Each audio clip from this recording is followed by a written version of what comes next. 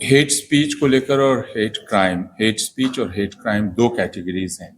और hate speech और hate crime का सीधा रिश्ता है या नहीं,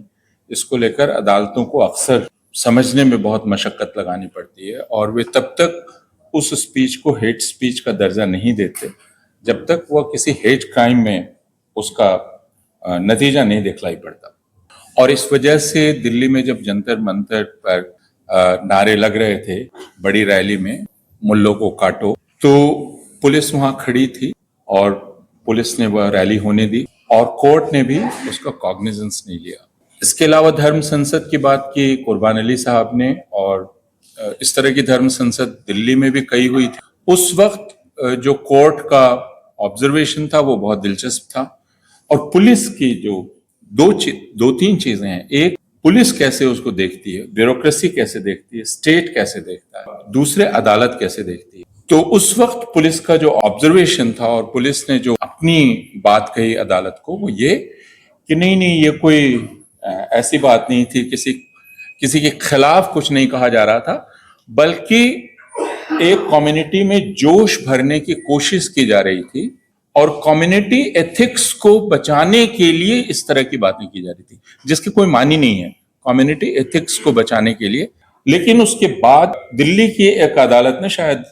दिल्ली की हाई कोर्ट ने यह कहा कि अगर यह बात कोई मुस्कुराते हुए बोलता है तो उसको हेट स्पीच नहीं माना जाएगा। If you are uttering these words while smiling is not hate speech। दूसरी यह बात भी कही गई कि अगर आप इलेक्शन के समय या किसी और वक्त लोगों को मोबिलाइज करने के लिए इस तरह की बातें करते हैं तो भी बहुत सीरियस बात नहीं है, इसको इतना सीरियसली नहीं लेना चाहिए। लेकिन हमारे जो चुनाव को लेकर जो कानून बना हुआ है उसमें बहुत साफ तौर पर यह बात लिखी है कि आप मजहब के आधार पर लोगों को इकट्ठा नहीं कर सकते, मजहब का सहारा नहीं ले सकते। आपको याद है कि बाल ठाकरे के खिलाफ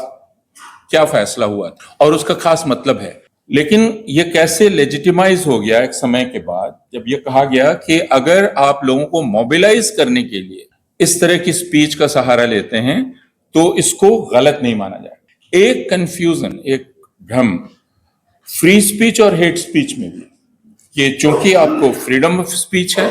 तो फिर आप किसी को रोक कैसे देंगे कुछ भी कहने से। और अगर मुझे ऐसा लगता है कि कोई कम्युनिटी किसी दूसरी कम्युनिटी के खिलाफ लव जिहाद की साजिश कर रही है तो क्या मुझे ये नहीं कहने देना चाहिए। इसको एक तकनीकी सवाल बनाकर अदालत में उठाया जा सकता है और उठाया जाता रहा है और लोगों के दिमाग में भी खासा कंफ्यूजन इसको लेकर है कि अगर हम फ्रीडम ऑफ स्पीच की बात कर रहे हैं तो हम किसी को रोक कैसे सकते हैं। लेकिन हेट स्पीच क्यों बहुत गंभीर है और क्यों उसे हमें गंभीरता से लेना चाहिए और हेट स्पीच क्यों अपने आप में हेट क्राइम है, वो इसलिए कि हेट स्पीच जो काम करती है वो ये कि समाज का जो कमजोर तबका है किसी लिहाज से, वो राजनीतिक लिहाज से कमजोर हो सकता है, संख्या के लिहाज से कमजोर हो सकता है, सामाजिक स्तर पर कमजोर हो सकता है। हेट स्पीच उसको हमेशा डिसएम्पावर करती है, उसको कमजोर करती है और उसके पार्टिसिपेशन को मुश्किल से मुश्किल बनाती जाती है समाजी दायरे में और फिर राजनीतिक दायरे में। जबकि हम एक डेमोक्रेसी होने का दावा करते हैं और हम ये कहते हैं ये डेमोक्रेसी कैसे बनेगी जब सबकी भागीदारी बराबरी की, लेकिन हम हेट स्पीचेस दे रहे हैं जिससे एक कम्युनिटी अपने आप को लगभग इनविजिबल बना लेना चाहती है क्योंकि वो हेट स्पीच उसके खिलाफ डायरेक्टेड है लगातार। और ये एक तरह से डेमोक्रेटिक स्पिरिट के खिलाफ है क्योंकि अगर उस समाजी दायरे में या राजनीतिक दायरे में किसी एक कम्युनिटी का पार्टिसिपेशन, उसकी विजिबिलिटी इस वजह से घटती चली जाती है तो डेमोक्रेसी की क्वालिटी घटती चली जाती है। यह बात अदालत समझती भी है लेकिन नहीं समझने का दिखावा करती है और इस वजह से सुप्रीम कोर्ट ने जो अभी सारी अर्जियां उनको डिस्पोज ऑफ किया ये कह के कि किसी कानून की जरूरत नहीं है और किसी गाइडलाइन की जरूरत नहीं है। सुप्रीम कोर्ट को बहुत अच्छी तरह से मालूम है कि इसकी जरूरत है, लेकिन इस मुल्क में बदनसीबी यह है कि यह लगभग तय कर लिया गया है कि अगर हिंदू इस तरह की जुबान का इस्तेमाल करता है तो वह किसी गलत इरादे से नहीं करता है या हिंसक इरादे से नहीं करता है क्योंकि हिंदू स्वभावतः हिंसक होता ही नहीं। तो हिंदू या तो हंसी मजाक कर रहा होता है या लोगों में जोश भरने के लिए ऐसी बातें कर रहा होता है, लेकिन हिंदू चूंकि स्वभावतः अहिंसक होता है तो उसकी बातों का आपको बुरा नहीं मानना चाहिए, वो बीच बीच में बोल देता है। यह एक मनोविज्ञान इस देश के संस्थाओं में बैठा हुआ है, ब्यूरोक्रेसी में, पुलिस में, और इसी वजह से पुलिस किसी मुसलमान पर तुरंत कार्रवाई करेगी, किसी ईसाई पर तुरंत कार्रवाई करेगी, लेकिन न तो हिंदू नेता पर करेगी, न हिंदू राजनीतिक नेता पर करेगी, क्योंकि उसे लगता है यह हंसी मजाक है, इसका कॉन्सिक्वेंस वायलेंस नहीं है, या दे डोंट मीन वायलेंस, मतलब वो बोल रहे हैं लेकिन वो हंसी मजाक, उसको आप वायलेंस नहीं मानिए। इसलिए हिमंता बिस्वा शर्मा का जब वो क्लिप जारी हुआ जिसमें वो गोली मारते हुए दिखलाई पड़ रहा है, अब इन सारी चीजों में आप एक्सक्यूजेस कैसे बनाते हैं, बहाने कैसे बनाते हैं, ये आखिरी चीज है, जो बात है जो मैं कहना चाहता हूं। और इसलिए हेट स्पीच क्यों नहीं लगती है, या किस तरह आप हेट स्पीच को पहचानेंगे। चूंकि हिंदुस्तान जाति में बटा हुआ देश है, हिंदुस्तान में कानून है SC ST एट्रॉसिटी